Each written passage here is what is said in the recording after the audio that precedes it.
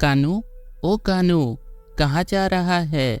मायके आई सुषमा ने अपने बेटे कनिष्क को आवाज लगाते हुए पूछा तो कन्नू बोला, क्या माँ, यहाँ नानी के घर भी आपके पहरेदारी चलती रहेगी क्या? गर्मियों की छुट्टी है और यहाँ लाइट भी कितनी कम आती है, कैसे मन लगेगा?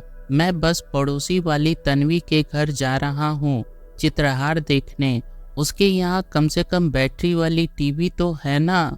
अभी आया, यह कहकर कन्नू एक पैर पर कूदता हुआ भागकर चित्रहार कम देखने अपनी तन्वी से मिलने जा पहुंचा। दिल पर कहाँ जोर चलता है।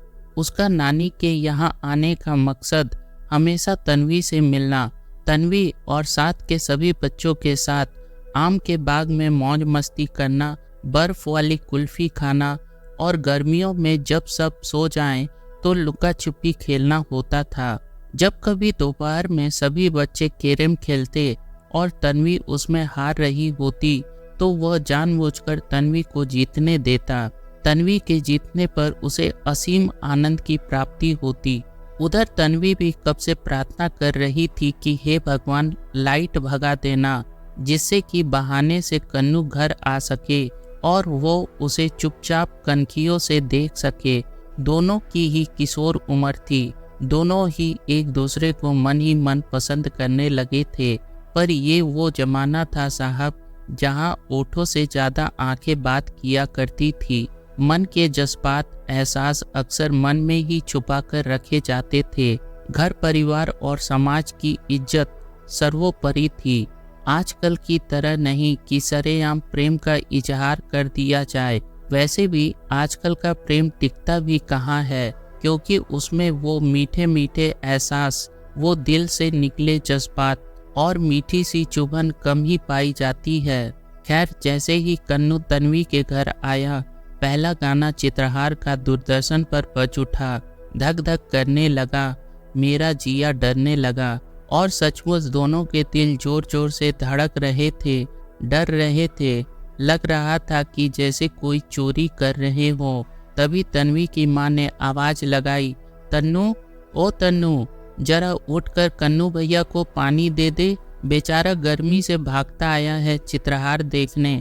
देख, प्यास लगी होगी। पर भैया का नाम सुन के तन्वी ने मुंह बना लिया। ऐसा लगा कि उसे कुछ सुना ही नहीं दे रहा था। वो चुपचाप बैठी हुई रही। तभी तन्वी की माँ आई और तन्वी का कान पकड़ के बोली, कब से कह रही हूँ कन्नू को पानी दे दे, पर चिकना गड़ा हो गई है लड़की। एक कान से सुनकर दूसरे कान से निकाल देती है। जरा से भी लड़कियों वाले लक्षण नहीं आए हैं। तन्वी मन ही मन मुस्कुराई और मन ही मन बोली, तो क्यों ना, ऐसे बोलो ना मम्मी।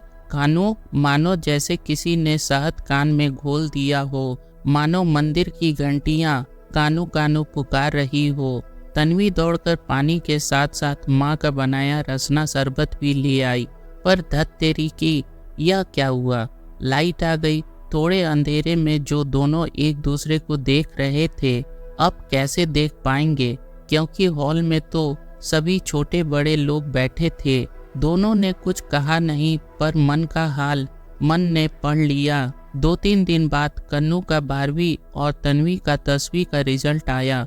दोनों ही फर्स्ट डिवीज़न से पास हो गए थे। अब कन्नू को इंजीनियरिंग पढ़ने के लिए 5 साल के लिए बाहर जाना था और इसी वजह से उसका गर्मियों में नानी के घर आना कम हो गया था। पर दोनों के बीच कोई मतभेद नहीं आया। दोनों ही अपनी अपनी मंजिल की ओर चलते गए और सही वक्त का इंतजार करते रहे। तन्वी के हिस्से एक लंबा इंतजार आया और इंतजार करते करते वो भी ग्रेजुएशन कर चुकी थी। पर कहते हैं ना कि जोड़ियां तो स्वर्ग में ही बनती है। इन दोनों के लिए भी ईश्वर ने कुछ ऐसा ही खास लिखा था। आज बरसों बाद जब तन्वी अपने ड्राइंग रूम में बैठकर मटर छील रही थी तो कोयल सी तेरी बोली गाना सुनकर उसकी कन्नू के साथ बिताई पुरानी यादें ताज़ा हो गई। उसने तभी अलमारी से अपनी मीठी यादों का पिटारा निकाला। कुछ फोटो, कुछ गिफ्ट और कुछ पत्र थे, पर उसमें से सबसे खास वो प्रेम पत्र था जिसे वो ना जाने कितनी बार ही पढ़ चुकी थी, पर आज भी उस पत्र में वही प्रेम, वही कशिश थी। उसमें सबसे ऊपर लिखा था, made for each other. Dear Tannu, क्या तुम भी मुझे उतना ही पसंद करती हो जितना कि मैं तुम्हें पसंद करता हूँ? यदि हाँ, तो आज पीले रंग का सूट पहनकर शाम को हॉल में चित्रहार देखने जरूर आना।